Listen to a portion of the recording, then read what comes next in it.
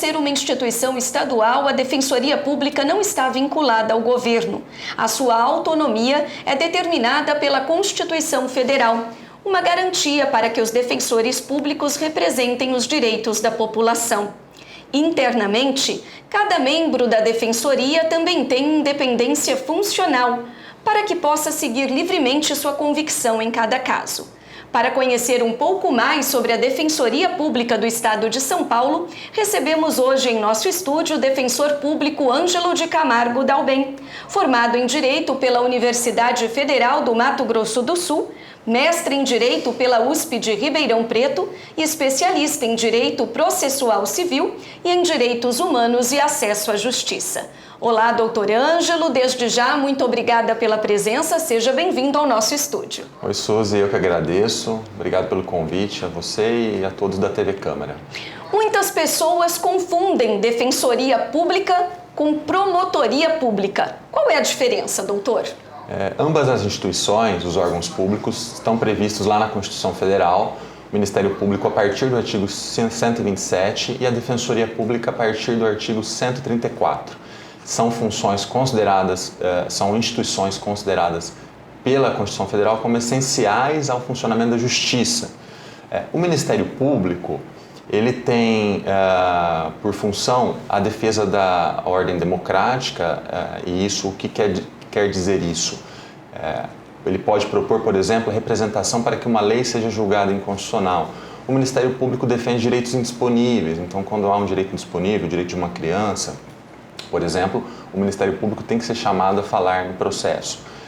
E o que diferencia da Defensoria, vamos assim colocar, é que o Ministério Público tem a legitimidade para a ação penal. Ou seja, quando acontece um crime, é o promotor de justiça que vai acusar alguém deste crime e vai pedir a condenação desta pessoa. De outro lado, nós temos a Defensoria, cuja função principal é fazer a defesa das pessoas hipossuficientes.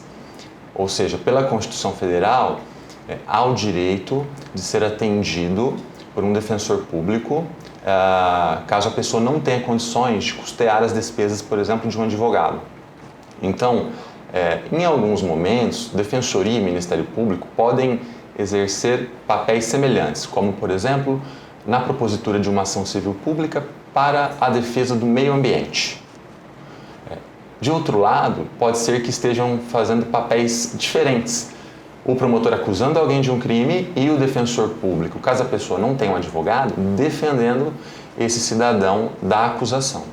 Entendi. Outra confusão muito comum é em relação à assistência judiciária gratuita e à justiça gratuita. Também não é a mesma coisa, né? Isso, não podemos confundir. E até eu trago um terceiro elemento para essa nossa discussão, que nós temos assistência judiciária gratuita. Com a Constituição de 88 surge o termo assistência jurídica gratuita e nós temos também a justiça gratuita. Quando nós falamos em assistência judiciária, o próprio nome já nos indica. É o direito de ser assistido perante o Poder Judiciário ou no Poder Judiciário. A assistência jurídica ela é mais ampla, é mais que isso. É o direito de ser defendido, não só no Poder Judiciário, mas, por exemplo, no âmbito administrativo, quando ainda não tem uma ação, ou também o direito de ser assistido em uma transação, em uma tentativa de acordo. Então, a Constituição de 88, ela ampliou esse conceito e, em especial, ela ampliou esse direito do cidadão. Agora, a justiça gratuita, ela é concedida pelo Poder Judiciário para aquele que entra com uma ação. É importante esclarecer, e muitos não têm conhecimento disso, que há custas, taxas para se entrar com uma ação no Poder Judiciário. Contudo, quando a pessoa não tem condições, o juiz pode isentar a pessoa. E isso é justiça gratuita. Se a pessoa tem a justiça gratuita, ela não tem que pagar nenhuma taxa para o judiciário. Se a pessoa tem assistência jurídica gratuita, ela é, no geral, defendida pela Defensoria e não terá qualquer custo também. Como já dito, a Defensoria Pública não é um órgão vinculado ao governo. Então, como funciona a sua administração? Isso, a Defensoria não tem qualquer vinculação ao governo do Estado, é um órgão independente, como, por exemplo, ou melhor, vamos utilizar a palavra autônomo, assim como é o Ministério Público? A Defensoria faz a sua própria gestão e, para isso, há na Defensoria os órgãos internos de administração. Então, há o Defensor Público Geral, há o Conselho Superior da Defensoria, que cria as regras que devem ser seguidas por todos na instituição, e o Defensor Público Geral é eleito pela carreira, há uma votação interna e 3 nomes são encaminhados ao governador. O governador escolhe um, mas o Defensor Público Geral não tem subordinação para com o governador. Entendi. E a receita da Defensoria Pública? Há um fundo para o financiamento da Defensoria Pública, um fundo para o qual diversas taxas são devidas, e a própria instituição, além, é claro, do orçamento do Estado, há uma destinação de uma parte do orçamento do Estado. Então a Defensoria recebe os repasses, tecnicamente chamados de duodécimos, e faz a gestão. Como funciona com a Câmara Municipal, por exemplo. Exatamente. E aí faz a alocação, o Defensor Público Geral faz a alocação desses recursos conforme as necessidades da instituição. É uma porcentagem fixa. Ainda, diferentemente do Ministério Público e do Poder Judiciário, ainda não há a fixação na lei de um percentual.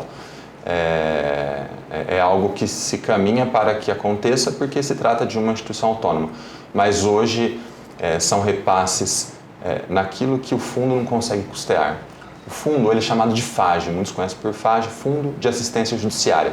Então, para exemplificar, porque eu disse que ele para o fundo são encaminhadas taxas.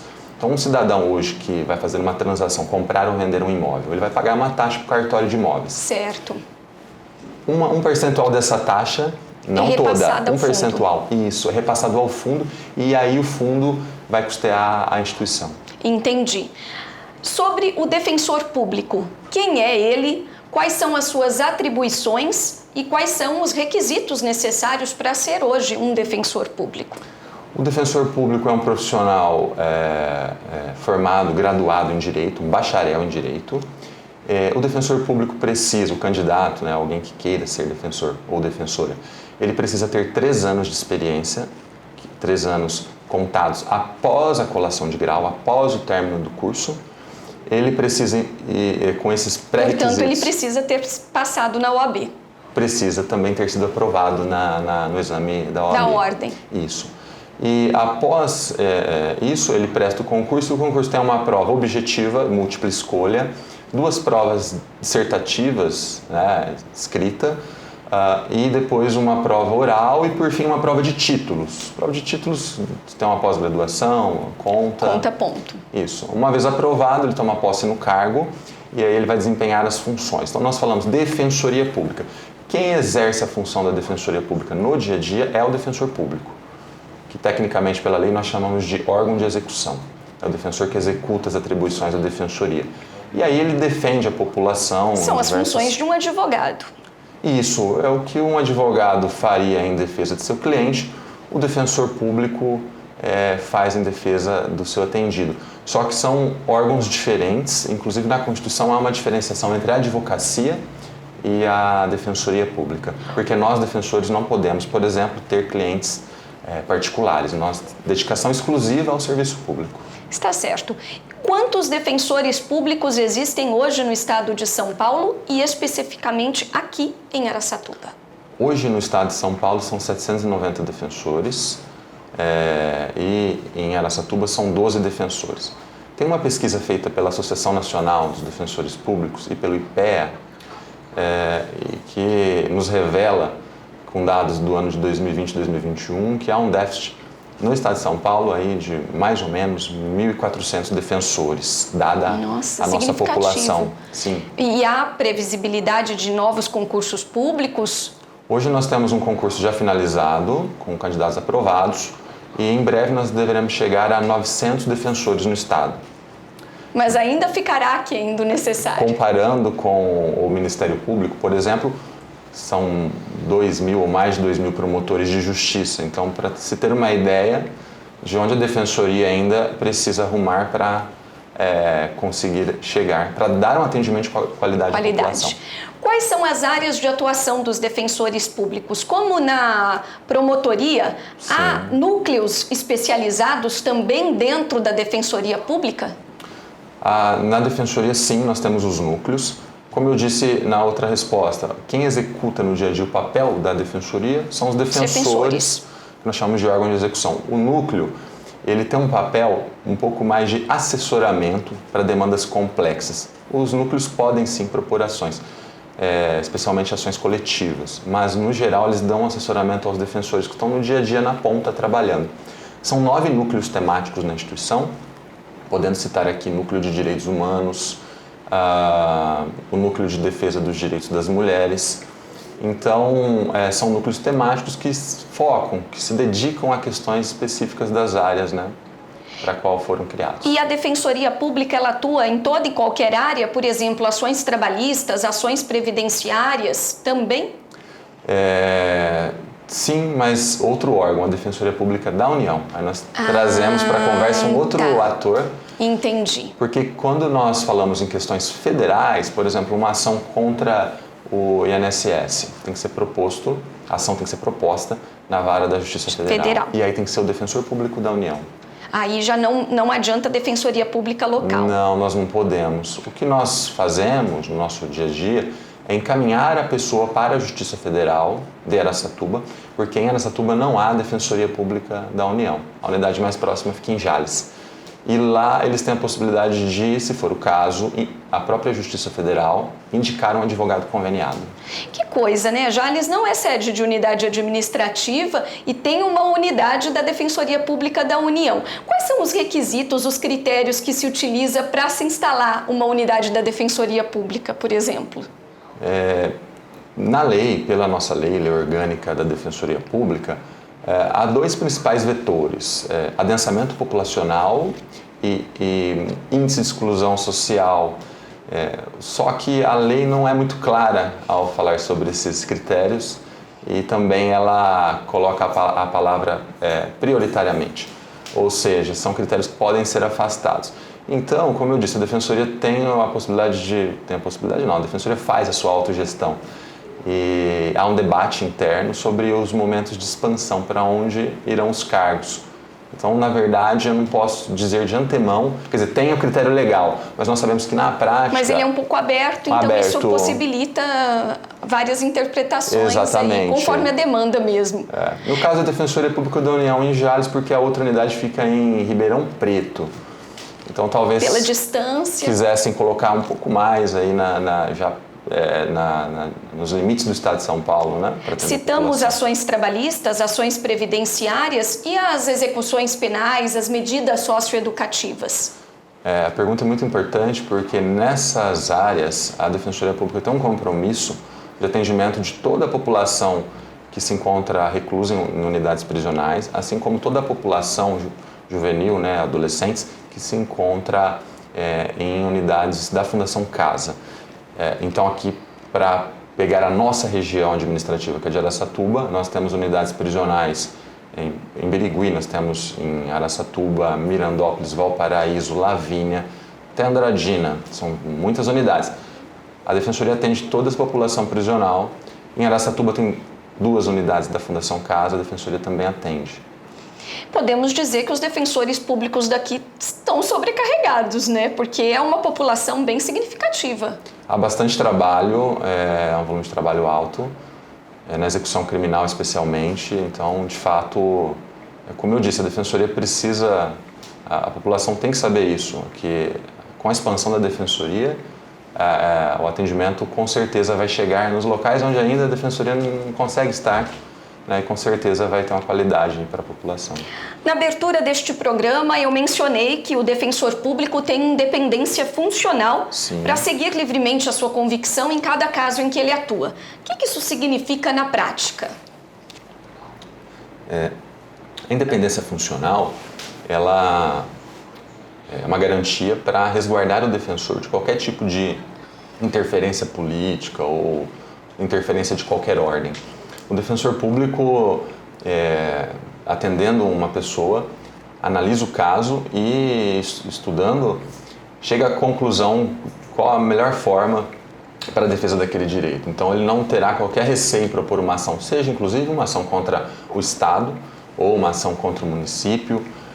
E inclusive a independência garante ao defensor que, caso veja naquela situação que não há direito a ser tutelado, que não há ação a ser feita, que informe o cidadão Oriente. E faça uma denegação, exatamente, para não entrar com uma ação aventureira na justiça que vai, nós sabemos dos números, vai abarrotar ainda mais o Poder Judiciário e pode trazer um prejuízo por litigância de má-fé. Exatamente. A respeito do público-alvo, doutor, quais as pessoas que podem procurar atendimento na Defensoria Pública do Estado de São Paulo? A Defensoria Pública, de acordo com a Constituição Federal, mais uma vez, ela deve prestar atendimento àqueles que não possuírem recursos, são o que nós chamamos de hipossuficientes ou pessoas carentes. Ou seja, a Defensoria Pública, diferentemente, por exemplo, do Sistema Único de Saúde, hoje qualquer pessoa que compareça numa OBS será atendido, independentemente da sua renda.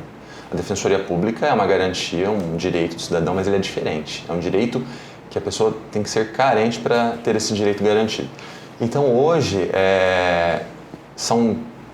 o principal critério, renda familiar de até 3 salários mínimos. Então há uma pesquisa por assistente social, por exemplo, da pessoa que chega ali na defensoria? Como é que funciona isso? Como que vocês sabem que a pessoa é de fato ou não hipossuficiente? Hoje nós temos uma equipe administrativa, então o primeiro contato do cidadão com a defensoria, ele é agendado e ele é chamado a trazer documentos pessoais e de renda. Certo. Se é empregado, tem que trazer os olerites. Se não é, tem que apresentar extratos bancários.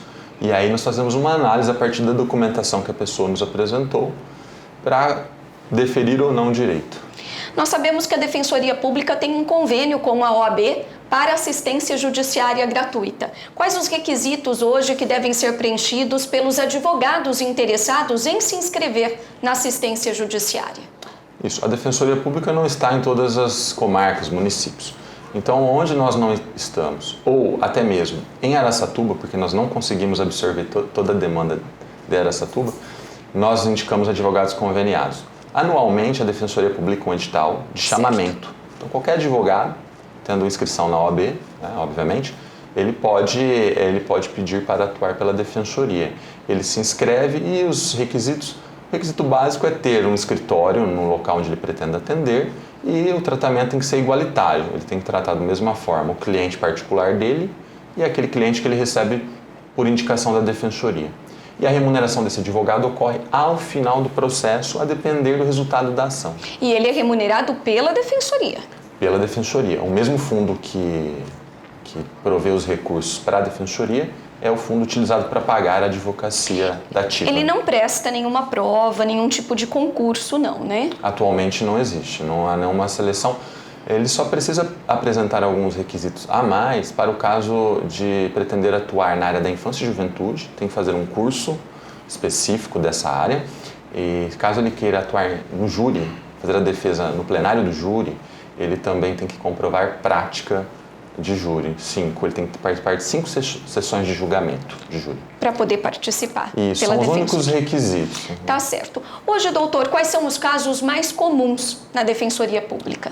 Eu diria, Suzy, que se pegarmos a área da família, reconhecimento e dissolução de união estável, divórcio, guarda dos filhos, alimentos e execução de alimentos, eu acho que são os casos que mais... É a maior demanda. Sim, é a maior demanda. É a maior demanda. E aí, como que funciona a divisão entre o trabalho do defensor público e o trabalho dos advogados inscritos na assistência judiciária, né? Quais são os casos que ficam com os defensores? Quais são os casos repassados aos advogados? Como é que funciona isso? Há uma diretriz da administração superior, da defensoria, do defensor público geral, no sentido de que, como eu disse, casos da execução criminal, infância e juventude, são indelegáveis e nós atuamos. Certo. Na área da família, nós fazemos as ações de divórcio, guarda, alimentos, execução de alimentos. Fazemos também as ações contra o poder público, então uma ação contra o Estado, contra o município. Os outros casos nós nomeamos. Então, por exemplo, um acidente de trânsito em que a pessoa queira entrar com uma ação de indenização. É um caso que a Defensoria atualmente em Araçatuba não absorve. é encaminhado ao convênio. De qualquer forma, a porta de entrada é a defensoria. A pessoa interessada, necessitada, vai procurar a defensoria e a defensoria faz os encaminhamentos. É assim que funciona? Para o município de Araçatuba, sim. A porta de entrada é a defensoria. Agora, nos outros locais, a porta de entrada é a Ordem dos Advogados, a subseção. Então, por exemplo, Birigui, como é muito próximo de Araçatuba, algumas pessoas confundem, saem de Birigui e vêm ser atendidos na defensoria aqui. Não, tem que procurar a OAB da sua cidade, no caso Birigui. Hoje, como a Defensoria Pública tem contribuído para a proteção dos direitos humanos, especialmente dos grupos mais marginalizados e vulneráveis? Sob o meu ponto de vista, a Defensoria Pública faz um papel muito importante no sentido de pautar o tema nas mídias, tá? Jornais e por aí vai, e também pautar o tema na opinião pública. Então eu acho que isso traz um ganho para a população vulnerável, porque muitos direitos, talvez ali que estão invisibilizados, que a população a população no geral não conhece, a Defensoria consegue levar esses direitos a conhecimento de todos. E, em segundo lugar, a defesa efetiva desse direito perante o Poder Judiciário, por exemplo, garantindo aquilo que está previsto na lei seja aplicado na prática. Tá certo. Doutor, com relação às questões familiares, hoje quais são as orientações passadas para as pessoas que buscam a Defensoria Pública?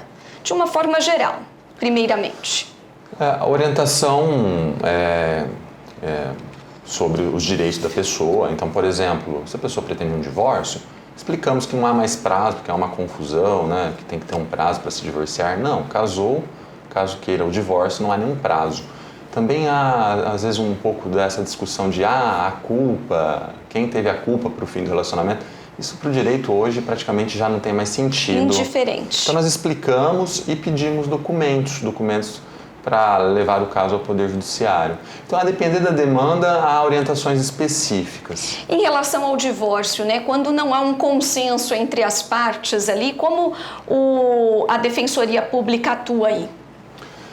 A Defensoria, essa pergunta, Suzy, é muito importante. Pela lei, a Defensoria tem que, antes de propor uma ação, tentar o acordo, a solução extrajudicial dos conflitos, de acordo com a nomenclatura da lei. Mas nem sempre é possível, né, acordo. Quando não há, a Defensoria, no geral, vai depender muito da sensibilidade do defensor no caso concreto. Mas, no geral, a regra é atender quem procurou a primeira instituição. Então, não teve acordo, tudo bem, vocês vão para casa, vamos propor a ação em favor do fulano e depois o senhor ou a senhora será citado, né, pelo oficial de justiça, volta aqui e nós vamos nomear um advogado. E aí ele pode também, se preencher os requisitos, ser atendido por um defensor público também. Pode ser atendido, exatamente. Tá certo. Muitas vezes o casal se divorcia e decide posteriormente reatar. E aí, o que pode ser feito?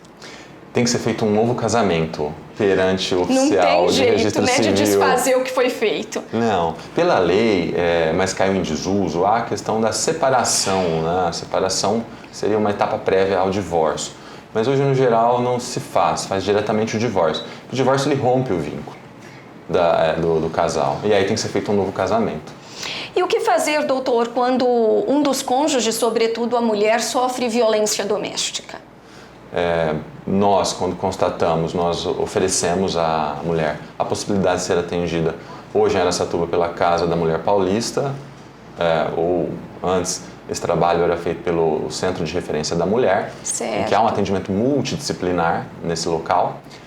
Nós também ofertamos a possibilidade, se necessário, de se fazer um pedido de medida protetiva, seja pela delegacia de polícia, seja pela própria defensoria. Tem sido comum casos de homens sofrendo maus tratos? Vítimas de violência doméstica? Não vejo como comum, ao contrário. Comum é encontrar homens praticando violência. Violência doméstica, né? Sim. Ainda o contrário não é comum, não. Em relação ao pagamento da pensão alimentícia, né, que é outro caso muito comum na Defensoria Pública, ainda dá cadeia não pagar pensão alimentícia? Com certeza. A prisão, de acordo com o Código de Processo Civil, é de 30 a 90 dias. Então, uma pessoa que deixa de pagar a pensão por 3 meses pode ser processada com pedido de prisão. 3 meses consecutivos? Consecutivos. Tá certo. E quem tem direito à pensão alimentícia? Geralmente nós pensamos nas crianças, né? Nos filhos menores de idade. Sim. Crianças e adolescentes, os filhos, a fixação de pensão para eles no geral e pensão que pode se estender até os 24 anos, caso esse filho, essa filha esteja frequentando estudando e demonstre necessidade. Muito se fala sobre pensão para um dos cônjuges. O cônjuge. O que se separou. Mas, de acordo com as leis, homens e mulheres são iguais em direitos e deveres. Então, no geral, quando há o rompimento do vínculo, não se deve pensão nem para o homem nem para a mulher. Contudo, nós sabemos que a nossa sociedade evoluiu muito, tem evoluído bastante. Mas há ainda, nós podemos constatar, alguns casos talvez assim, em que a mulher, a pedido do homem, deixou de trabalhar para cuidar dos filhos, num modelo de família um pouco mais que hoje nós podemos dizer que as coisas mudaram. Hoje ambos saem para trabalhar, não é verdade? Mas constatada essa situação em que a mulher se dedicou ao lar, ela é dependente financeiramente. Muitas vezes, inclusive, é pedido do homem. Cônjuge. Aí sim, pode-se falar em pensão alimentícia para a mulher. A mulher. Isso. E pode ocorrer também para o homem, se for o caso contrário aí, o que é menos comum, mas... Se for o caso contrário, o que é menos comum, em razão do fato da nossa sociedade, sabemos... Ser muito mais machista. Exatamente. Com certeza. Uma sociedade patriarcal que se fundou, se desenvolveu com o homem sendo o chefe da família. Então isso traz consequências de várias ordens. Enfim, daria um programa sobre isso para debater esse tema. Mas é nessa linha, então, geralmente para a mulher, para o homem não. Está certo. O programa Tema Livre de hoje entrevistou o defensor público do Estado de São Paulo, Ângelo de Camargo Dalben. Doutor, muito obrigada. Mais uma vez, obrigada pela presença, pela sua participação. Eu agradeço e sigo à disposição de vocês. Está certo, nós voltamos na próxima quinta-feira, a partir do meio-dia, com mais uma entrevista pela TV Câmara no canal 6 da NET e também pelo Facebook e pelo YouTube. Continue nos acompanhando pelo site aracatuba.sp.leg.br ou pelo QR Code que está aparecendo na tela. Até semana que vem.